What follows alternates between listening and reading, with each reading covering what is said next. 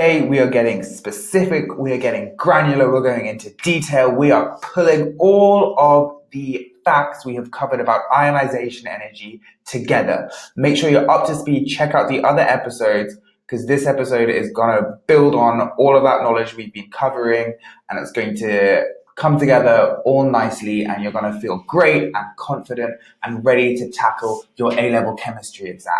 Let's get specific. We're talking about the impact of subshell structure on ionization energy. The impact of subshell structure is enough to sometimes outweigh and contrast general trends in ionization energy. These general trends are covered in the previous episode, so make sure you check them out. But we're going to look at some examples of subshell impact. A really important example of this is the difference in ionization energies between magnesium and aluminium within period 3. They're in the same period, and so we would expect aluminum's ionization energy to be greater due to a greater nuclear charge. But are you ready for a plot twist? The ionization energies are Mg is 738 kilojoules per mole, and aluminium is 578 kilojoules per mole. Ooh, these values do not align with the general trend that we predicted. What's going on? We have to look at subshell structure of these atoms to understand. So Mg, the electron structure, is 1s2, 2s2, 2p6, 3s2. So the first ionization energy removes an electron from the 3s orbital. Now, if we move over to Al, that has an electron structure of 1s2, 2s2, 2p6, 3s2, 3p1. So the first ionization energy removes an electron from the 3p orbital. Now, subshell energies, the 3p orbital is further from the nucleus on average than the 3s orbital. So this orbital has a higher energy and its electrons have a lower electrostatic attraction to the positive nucleus. It is also slightly shielded by the 3s2 electrons. Hence, it's easier to ionize an electron in the 3p orbital than it is in the 3s orbital. So this explains why it's easier to ionize Al than Mg. This effect outweighs the general trends that we previously looked at. So it's a really good example of when trends don't always align with what we expect. From these arguments, we can use the relative first ionization energy values of Mg and Al as evidence for subshell structures.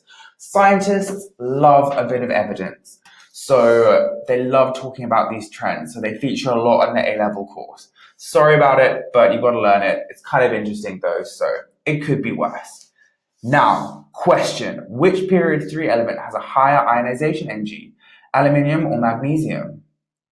Now, I hope you picked magnesium, would expect aluminium, but for the reasons we've just discussed about subshell structure, it's magnesium. And why is it easier to ionize a 3p electron than a 3s electron? It's because the 3b orbital is higher in energy. So the 3p electron has a lower electrostatic attraction to the positive nucleus, and those 3p electrons are shielded by those 3s electrons. Now, we're going to move on and talk about the impact of electron repulsion on ionization energy. And this can be seen by looking at the ionization energies of group 5 and group 6. So we're going to look at phosphorus and sulfur. Both P and S have their outer electrons in the 3p orbital. We're going to go over some electron structures. For phosphorus, it's 1s2, 2s2, 2p6, 3s2, 3p3. And for sulfur, it's 1s2, 2s2, 2p6, 3s2, 3p4. I feel like I'm reading out a phone number. So now we have those electron configurations. The only difference is in that 3p orbital. Phosphorus 3p3, sulfur 3p4. So the shielding for each atom's outer electron is identical.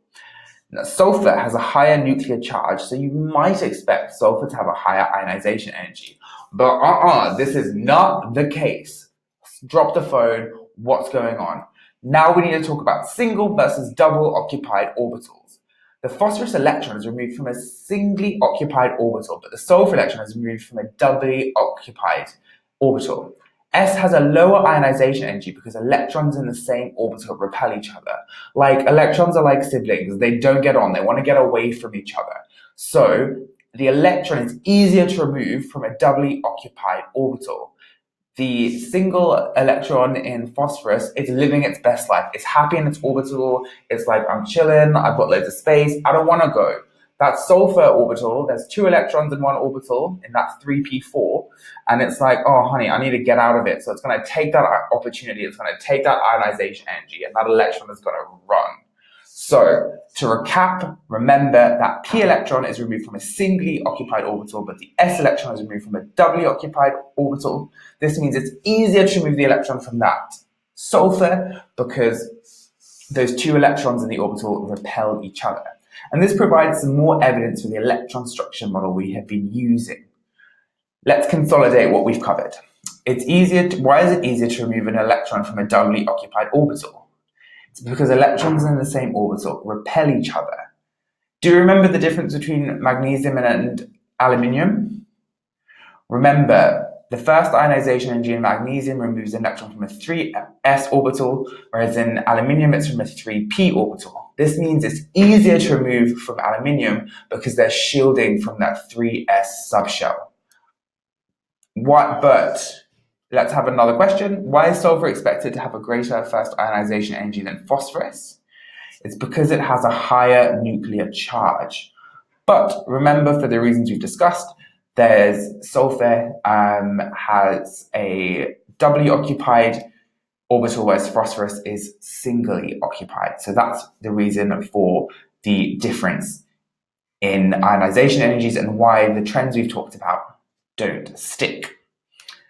So I hope this has been a useful episode. We've gone through some really important case studies.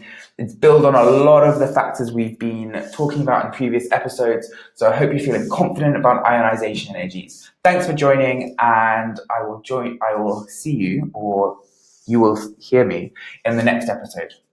Cheers.